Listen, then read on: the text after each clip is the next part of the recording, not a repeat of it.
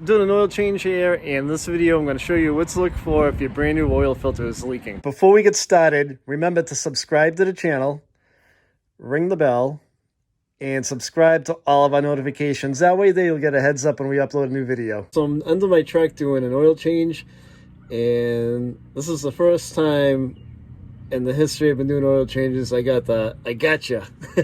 But this is something to look out for when you're doing an oil change on any vehicle. So right where the oil filter housing is, I had the old gasket for the old oil filter stick to the housing. It just kind of slid down, but it was stuck to the housing.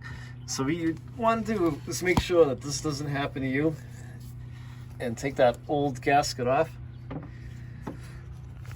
Because what'll happen is if you put the new filter on and that you don't notice it, but that old gasket is stuck to your oil filter housing, more likely you'll get a leak and oil will go all over the place, and you'll be wondering why the new oil filter you just put on leaks.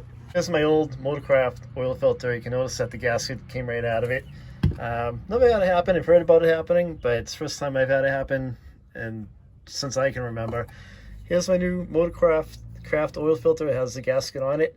So now that the gasket is removed, I can wipe up the housing and screw it back on. Just gonna reach in here, clean it all up, make sure it's nice and dry, and then grab the new oil filter. You just put a little bit of oil on the seal so it doesn't stick, or helps to prevent it from sticking.